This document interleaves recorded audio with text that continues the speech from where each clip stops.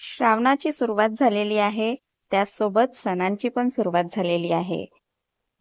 काही ना काही कुठल्या ना कुठल्या सणाला आपल्याला गोडधोड बनवावंच लागते.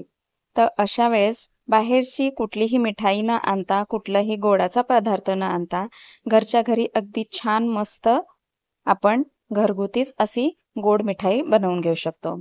तर मी आज तुमच्यासोबत मस्त दाणेदार रबडी शेअर करणार आहे. इन्स्टंट बनणारी आहे, जास्त वेळ न लागता अगदी काही टिप्स आपण वापरून ही मस्त दाणेदार रबडी बनवून घेतलेली आहे. इथे दूध तापायला मी ठेवून दिलेलं आहे आणि इथे मी 2 ब्रेडच्या स्लाइस यूज केलेल्या आहे. काठं न काढताच इथे मी पूर्ण दोन्ही ब्रेड इथे बारीक करून घेणार आहे. मी इथे अर्धा लिटरच दुधाची रबडी बनवते आहे. खूप आटवता न आटवता म्हणजे क्वांटिटी खूप कमी नाही होणार. अगदीच भरपूर इथे अर्धा लिटरची बऱ्यापैकी इथे रबडीची क्वांटिटी तुम्हाला लक्षातच येईल इतकी व्यवस्थित होणार आहे. खूप लोक किंवा पाहुणे येणार असतील आहे तर तुम्ही अगदी हा आयटम व्यवस्थित करून घेऊ शकता. त्याच्यासाठी बघा इथे मी दूध तापायला बाजूला गॅसवर ठेवलेलंच आहे. इथे मी 4 ते 5 असं चमचे साखर घेऊन घेतलेले आहे. त्याला कॅरेमलाइज करणार आहे. कॅरेमलाइज साखर टाकल्याने खूप सुंदर असा बासुंदीचा रंग येणार आहे. खूप इथे दूध आटवत बसायची गरज नाही आहे. झटपट बनणारा आयटम आहे. पाहुणे येणार असेल तर त्यावेळेला सुद्धा तुम्ही ही झटपट बऱ्यापैकी क्वांटिटीची रबडी बनवून घेऊ शकता. इथे बघा सुरुवातीला साखर अजिबात हलवायची नाहीये आणि थोडं साईडनी मेल्ट झाली की साखर आता ढवळायला सुरुवात करायची आहे. बघा व्यवस्थित साखर तुम्ही आता मिक्स करून घेऊ शकता. सगळ्या गाठी मेल्ट होतपर्यंत पूर्ण मिक्स करून घ्यायची आहे. इथे अजिबात साखर सोडायची नाहीये. पूर्ण छान मेल्ट करून घ्यायची आहे. बघा रंग चेंज होतो आहे. पूर्ण इथे आता मेल्ट झालेली आहे आणि इथे रंग खूप डार्क करायचा नाहीये. मी गॅस बंद करून घेतलेला आहे.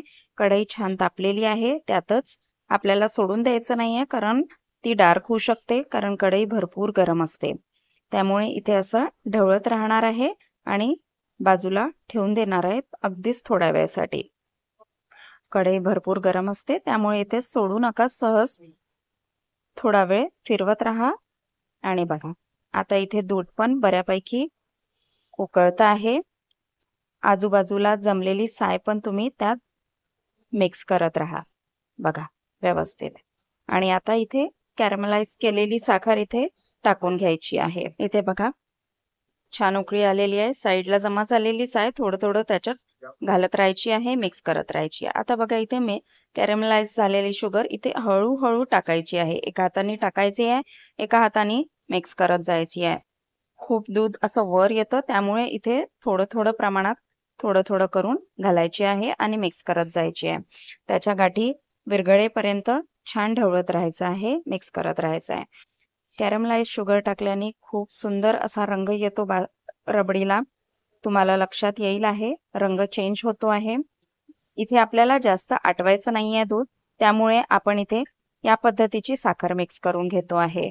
जेव्हा तुम्ही नुसतं दूध आटवून जेव्हा करता तेव्हा ऑफ त्या आटलेल्या दुधाला रंग येतो. पण इथे बघा आपल्याला हे या प्रकारचं शुगर मिक्स करून आपण रंग आणून घेतो आहे.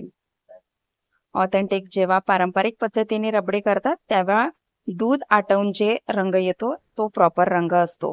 पण आता आपण इन्स्टंट बनवतो आहे त्यामुळे या पद्धतीने शुगर मिक्स करा. अगदी रबडीला तितकाच सुंदर रंग येणार आहे. बघा रंग पूर्णपणे चेंज झालेला आहे. इथे ढवळत राहायचं आहे. आता पूर्ण कॅरमलाइज जे आपण शुगर टाकलेलं होतं मेल्ट झालेलं आहे. बघा मी तुम्हाला जवळून दाखवते. व्यवस्थित क्वांटिटी इथे खूप कमी झालेली नाही आहे. खूप आपण आटवलेला नाहीये त्यामुळे इथे क्वांटिटी कमी झालेली नाहीये. आता बघा जे पावडर करून ठेवलेलं ब्रेडचं पावडर करून ठेवलेलं होतं ते याच वेळेला आपल्याला इथे घालून घ्यायचं आहे. तुम्हाला जितकं घट्ट हवं आहे त्या हिशोबाने तुम्हाला इथे ते घालून घ्यायचं आहे. मी 2 ब्रेडचं केलं होतं पण इथे 2 ब्रेडचं मला पूर्ण लागलेलं नाहीये. एकच ब्रेडचं मला इथे लागलेलं आहे. मी अर्धा लिटरचंच रबडी करते आहे. तुम्ही जास्त करत असाल तर तुम्ही त्या हिशोबाने ब्रेड क्रम्स करून घेऊ शकता. बघा व्यवस्थित मिक्स करत आहे. तुम्हाला ड्रायफ्रुट्स इथे घालायचे असतील ना तर इथे या वेळेलाच घालून घेऊ शकता. बघा व्यवस्थित टेक्स्चर चेंज झालेला आहे. अगदी लच्छेदार दाणेदार अशी रबडी तयार झालेली आहे. अगदी थोडी उकळी अजून आपण घेऊन घेणार आहे. बघा मी जवळून तुम्हाला रंग दाखवते आहे. किती सुंदर असा रंग आलेला आहे आणि बघा लच्छेदार अगदी रबडी तयार झालेली आहे. 1-2 मिनिटं मी इथे उकळी घेते आहे आणि लगेच गॅस बंद करून घेणार आहे. कारण जशी थंडी होणार आहे ती अजून घट्ट होणार आहे. बघा साईडला किती क्रीमी असा टेक्स्चर दिसत आहे.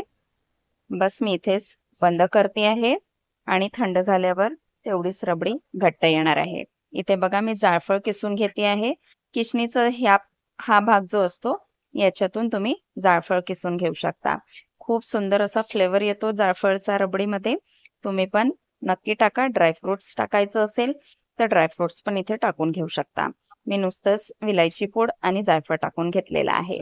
बघा खूप सुंदर इन्स्टंट अशी रबडी दाणेदार अगदी सगळ्यांनाच आवडेल इतकी टेस्टी मस्त आणि अजिबात कोणालाही ओळखायला येणार नाही की तुम्ही याच्यात ब्रेड क्रम्स यूज केलेले आहे. नक्की करून बघा. सणासुदीचे दिवस आहे. बाहेरचं गोड न आणता घरच्या घरी अगदी मस्त मिठाई तयार करून घ्या. नक्की ट्राय करून बघा.